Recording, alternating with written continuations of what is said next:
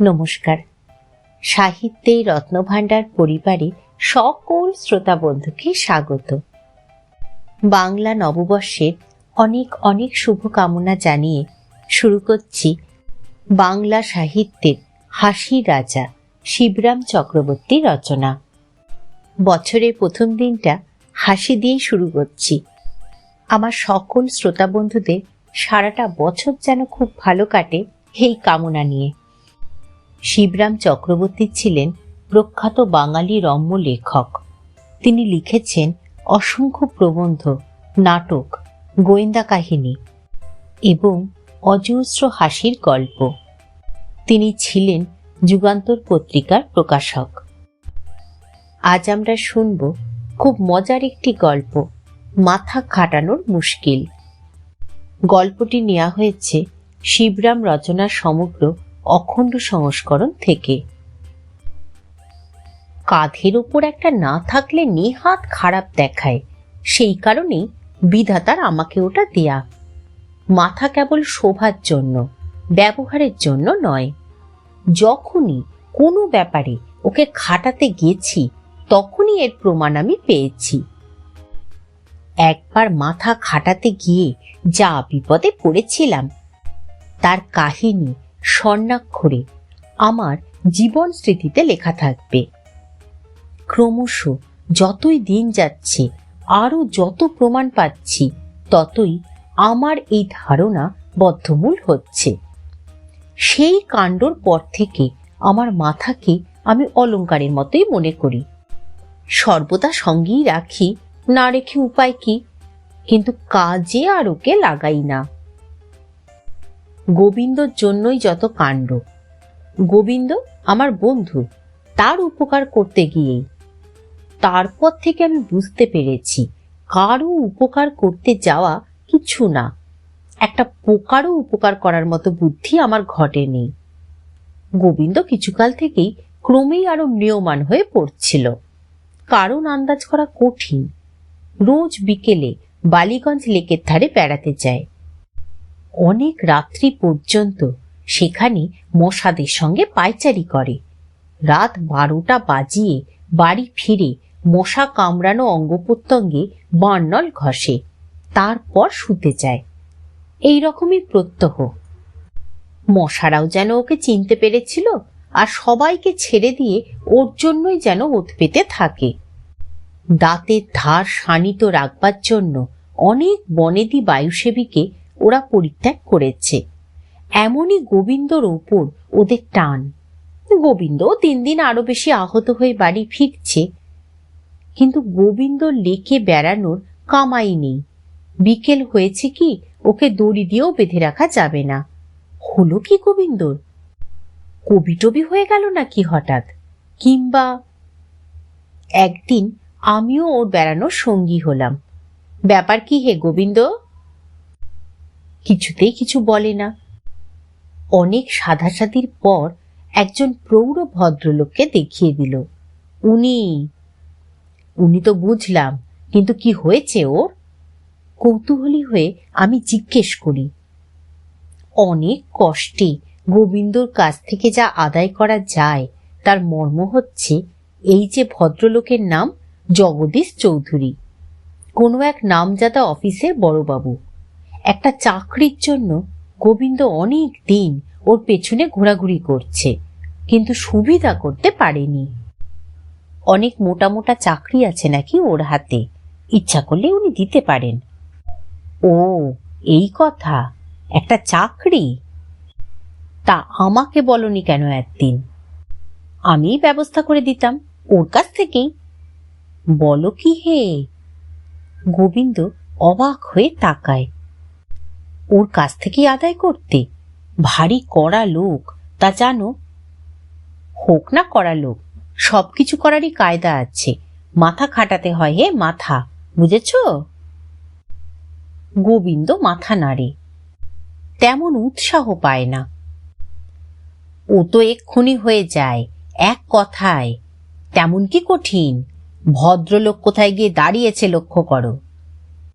গোবিন্দকে প্ররোচিত করি। দেখেছ, একেবারে জলের ধারটায়। আমি করব কি, পেছন থেকে গিয়ে হঠাৎ যেন পা ফসকে ওর ঘাড়ে গিয়ে পড়েছি, এমন ভাবে এক ধাক্কা লাগাবো, তাহলে উনি লেকের মধ্যে কুপোকাত। তুমি তখন করবে কি, লেকের ভেতর ঝাঁপিয়ে পড়ে জল থেকে উদ্ধার করবে ওকে, তাহলেই তো চাকরির পথ একেবারে পরিষ্কার।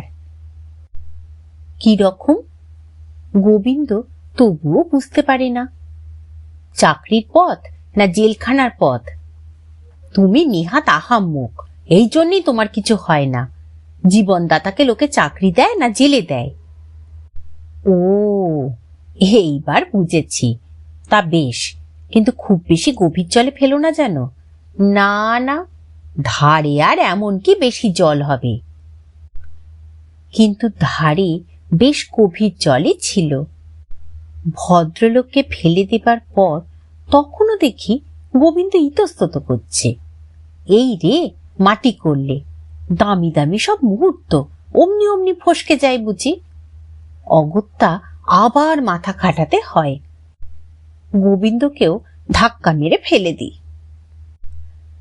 তারপর যে দৃশ্য উদ্ঘাটিত হলো তাতে তো আমার চক্ষু স্থির। দেখি ভদ্রলোক দিব্যি সাঁতার কাটছেন, আর গোবিন্দ খাচ্ছে হাবুডুবু। বন্ধুকে তো বাঁচানো দরকার, আমিও ঝাঁপ দিই। জলের মধ্যে তুমুল কাণ্ড। গোবিন্দ আমাকে জড়িয়ে ধরে, কিছুতেই ছাড়তে চায় না। আমি ওকে ছাড়াতে চাই, পেরে উঠি না। অবশেষে ভদ্রলোক এসে আমাদের দুজনকেই উদ্ধার করেন সলিল সমাধির থেকে। আমি গোবিন্দর উপর দারুণ চটে যাই। গোবিন্দ আমার দিকে রোষ কষায়িত নেত্রে চেয়ে থাকে। এদিকে দুজনের অবস্থায় তখন ভিজে বিড়ালটি। ভদ্রলোক চলে যাবার পর আমাদের আলোচনা শুরু হয়। আমাকে ধাক্কা দিতে গেলে কেন? আমাকে জলে ফেলবার কথা ছিল না তো? গোবিন্দ ভারী রেগে যায় আমার উপর। বারে, জলে না পড়লে জগদীশ বাবুকে উদ্ধার করতে কি করে তুমি? আমিও তেতে উঠি। আমি কি ওকে উদ্ধার করলাম, না উনি করলেন আমাদের? তুমি ফাঁক করে দিলে তার আমি কি করব? আমি ওকে বোঝাতে চাই এরকমটা হবে আমার আইডিয়াই ছিল না। এতক্ষণে গোবিন্দ একটু নরম হয়। আমি সাঁতার জানি না যে। সে কথা আমায় বলেছিলে। এরপর বিরক্ত হয়ে আমি পুরী চলে এলাম। যা নাকানি চোবানিটা লেকে হলো আমার, ওরকম জল পরিবর্তনের পর বায়ু পরিবর্তনের দরকার। গোবিন্দ এলো আমার সঙ্গে। সমুদ্রের ধারে বালির ওপর বেড়াতে বেড়াতে একদিন অকস্মাৎ অঙ্গুলি নির্দেশ করে, ওই ওই, আর সঙ্গে সঙ্গে লাফিয়ে ওঠে। কি তিমি মাছ নাকি হে? হুম, অত দূরে নয়, ওই যে সেই ভদ্রলোক জগদীশ বাবু। তাই তো বটে, তিনিও তাহলে হাওয়া খেতে এসেছেন। চাকরিটা ফসকালো কেবল তোমার জন্য। গোবিন্দ কেমন মন মরা হয়ে থাকে। লেগে থাকলে হতো একদিন, কিন্তু যা জলে চুবিয়েছ ভদ্রলোককে। আমি চুপ করে থাকি, কি আর বলবো। পরদিন সকালে সমুদ্রের ধার দিয়ে পোস্ট অফিসের দিকে যাচ্ছি। আবার দেখি সেই জগদীশবাবু, তার সঙ্গে এবার একটা বাচ্চা, মোটাসোটা আর বিদঘুটে চেহারা। মাঝে মাঝে এমন কতিপয় শিশু দেখা যায় যাদের কোলে করতে বললে কোলা ব্যাঙের কথাই মনে পড়ে। এটি তাদেরই একজন। বাচ্চাটা বালি দিয়ে বাঁধ তৈরির চেষ্টা করছিল এবং জগদীশবাবু ওকে খুব উৎসাহ দিচ্ছিলেন। শেষটা জগদীশবাবুকেও দেখা গেল ওর সঙ্গে লেগে যেতে। দুজনে মিলে বাঁধ রচনা যখন সমাপ্ত হলো তখন জগদীশবাবু ঘেমে নিয়ে উঠেছেন। বাচ্চাটা কেন জানি না হঠাৎ যেন ক্ষেপে যায়, গো গো করে বাঁধের উপরে পদাঘাত করতে থাকে। অল্পক্ষণেই বাঁধটাকে ভূমিসাৎ করে ফেলে। জীবনের সাধনা সফল হবার পর অনেকেরই এমন দশা হয়। সেই ফল পণ্ড করতে সে উঠে পড়ে লেগে যায় তখন। জগদীশবাবু পকেট থেকে বিস্কুট বার করে ওকে দেন, তারপরে সে ঠান্ডা হয়। এই পর্যন্ত দেখে আমি পোস্ট অফিসে চলে গেছি। যখন ফিরলাম তখন বেলা আরো পড়ে এসেছে। ভগ্ন বাঁধের ধারে একাকী সেই ছেলেটি, কিন্তু জগদীশবাবু চিহ্নমাত্র নেই কোনোখানে। তখনই আমার মাথায় বুদ্ধি খেলতে থাকে, এই তো হয়েছে, এইবার গোবিন্দর চাকরির ব্যবস্থা না হইয়া চায় না। ভাবলাম এই ফাঁকে দেড়মণি এই শিশুটিকে নিয়ে সরে পড়লে কেমন হয়। জগদীশবাবু নিশ্চয়ই তার ছেলেকে হারিয়ে দিশেহারা হয়ে উঠবেন। ছেলের ওপর তার যেরকম টান দেখা গেল আজ বিকেলে, সেই সময় গোবিন্দ ওকে হাতে ধরে নিয়ে গিয়ে হাজির হবে এবং একটা গল্প বানিয়ে বলে দেবে ছেলেটা সমুদ্রেই জলাঞ্জলি যাচ্ছিল, কিংবা পুরীর লোকারণ্যে হারিয়ে পথে পথে হাই হাই করে বেড়াচ্ছিল। এমন সময় গোবিন্দ ওকে উদ্ধার করে নিয়ে এসেছে। তাহলেও কি জগদীশবাবুর হৃদয় গলবে না? হারানো ছেলে ফিরে পেলে তো মানুষের আনন্দই হয়, তবে এই যা ছেলে, এই একটা কথা। তখন কৃতজ্ঞতার আতিশয্যে বালিগঞ্জে জলে পড়ার কথা বেমালুম ভুলে গিয়ে গোবিন্দকে একটা চাকরি দিয়ে ফেলতে আর কতক্ষণ। ছেলেটিকে আত্মসাৎ করে যখন ফিরলাম তখন গোবিন্দ হোটেলের বারান্দায় চেয়ার টেনে নিয়ে চুপটি করে বসে আছে, মুহ্যমানের মতো। চাকরি আর জগদীশের কথাই ধ্যান করছে বোধ হয়। আস্তে আস্তে আইডিয়াটা ওর কাছে ব্যক্ত করি। সমস্ত বুঝে উঠতে ওর দেরি লাগে। ও এই রকমই, মাথা বলে যদি কিছু থাকে ওর। প্রথম যখন ছেলেটাকে নিয়ে আমি ঢুকলাম, আমার আশা ছিল আনন্দে ও মুখ খুললে বোতলের সোডা যেরকম হয় সেই রকম উতলে উঠবে, কিন্তু ও হরি একেবারেই সেরকম নয়। জগদীশবাবুর ছেলে শুনে আরো যেন সে দমে গেল। তবে কি ওর ধারণা অন্য কারোর ছেলেকে ফিরে পেলে জগদীশবাবু আহ্লাদে আটখানা হয়ে যাবেন আর চাকরি দিয়ে ফেলবেন তৎক্ষণাৎ? ইতিমধ্যে ছেলেটাও চিৎকার করে কাঁদতে শুরু করেছে। গোবিন্দ কিছুক্ষণ কান পেতে তার কান্না শোনে। তারপর সেই তারস্বর তার অসহ্য হয়ে ওঠে, থামো থামো। ছেলেটাকে সে তাড়না দেয়, তুমি কি ভেবেছ দুনিয়ায় তুমি ছাড়া আর কারো কোনো দুঃখ নেই? এসব কি ব্যাপার হে শিবরাম? আমি আর কি বলবো, ছেলেটি এর জবাব দেয়। কান্নার ধমক দ্বিগুণ বাড়িয়ে দেয়। লোকের উপকার করা সহজসাধ্য নয়, আমি জানি। করতে যাবার পথে কত বাধা, কত হাঙ্গামা, কিন্তু এছাড়া আর পথ কি? গোবিন্দর উপকার করবার আর কি উপায় ছিল আমার? দোকান থেকে বিস্কুট এনে দিলে তবে ছেলেটা চুপ করে। আবহাওয়া ঠান্ডা হবার পর গোবিন্দ আগাগোড়া সমস্ত প্ল্যানটা ভাবে। ক্রমশ ওর মাথা খুলতে থাকে, মুখে হাসি দেখা দেয়। আইডিয়াটা মাথায় ঢুকে ওর। বাস্তবিক শিবু, যতটা বোকা তোমাকে দেখায় ততটা বোকা তুমি নও। তোমার এবারে প্যাচটা যে ভালো হয়েছে এ কথা মানতে কিন্তু আমি বাধ্য। অনেক টাকার লটারি জিতলে যত না খুশি হতাম, গোবিন্দ সার্টিফিকেট আমাকে তার চেয়ে বেশি পুলকিত করে। যাক, এতদিনে তাহলে গোবিন্দ বেচারার সত্যি একটা হিল্লে করতে পারা গেল। ছেলেটিকে হস্তগত করে গোবিন্দ আর আমি এবারে বেরিয়ে পড়লাম জগদীশবাবুর খোঁজে। ছেলেটা দুপা হাঁটে আর কাঁদতে শুরু করে। তৎক্ষণাৎ ওকে খাবার জোগাতে হয়। মুখের দুটি মাত্র ব্যবহারও জানা, খাওয়া আর কাদা। একটা স্থগিত হলে আরেকটার আরম্ভ। বিস্কুট, লজেন্সুস, চকোলেট, টফি পালাক্রমে আমি জুগিয়ে চলি। এইভাবেই চালাতে হবে জগদীশবাবু পর্যন্ত। কিন্তু জগদীশবাবুকে আর খুঁজে পাওয়া যায় না। সমুদ্রের ধার পুঙ্খানুপুঙ্খ দেখা হয়, কিন্তু জগদীশবাবুর কোনো পাত্তা নেই।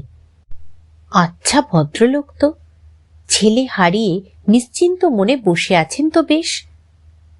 গোবিন্দ বলে, থানায় খবর দিতে গেছেন বোধহয়।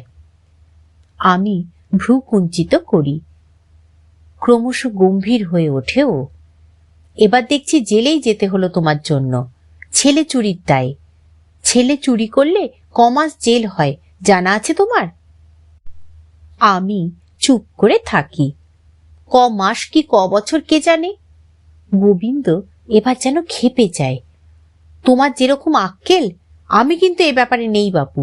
তুমি চুরি করেছ, জেল খাটতে হয়, তুমিই খাটবে। 6 বছরে কম নয় নিশ্চয়, আমি বেশ জানি।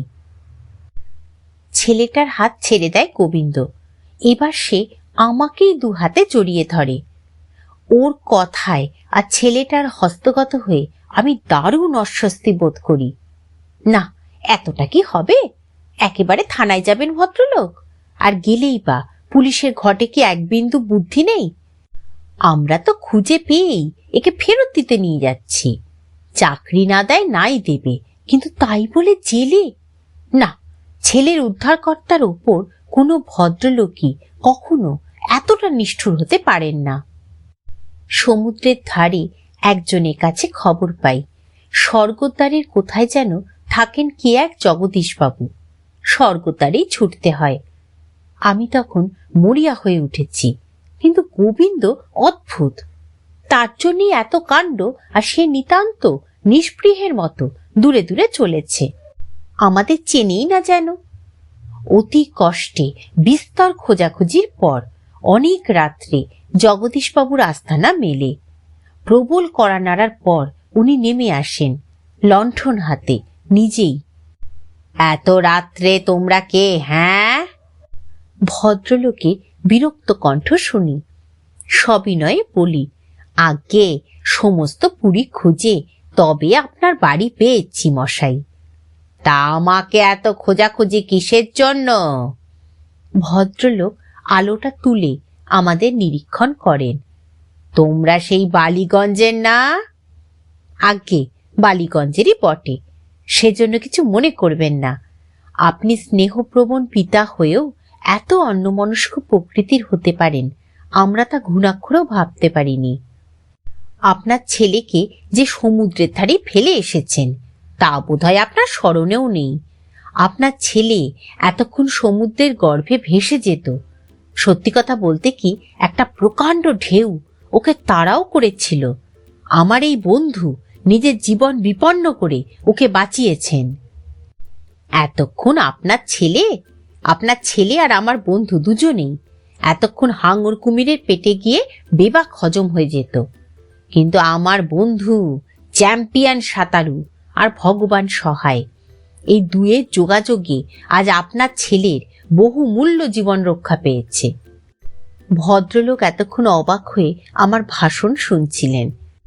এবার বাধা দিয়ে বললেন, আমার ছেলে কাকে বলছো? এর মধ্যে কোনটি আমার ছেলে? আমি আকাশ থেকে পড়ি। কেন, এই দেবদূতের মতন স্বর্গীয় শিশুটি আপনার নয়? হ্যাঁ, একে দেখেছিলাম বটে আজ বিকেলে সমুদ্রের ধারে। বিস্কুটও খেতে দিয়েছি, কিন্তু একে তো বাপু আমি চিনি না। যাও, আর বিরক্ত করো না, ঘুমোও গে। এই বলে সশব্দে আমাদের মুখের ওপর দরজা বন্ধ করে দিলেন। গোবিন্দ সেই ধুলোবালির ওপরেই বসে পড়ল। শিবরাম, বরাতে কি শেষটা এই ছিল?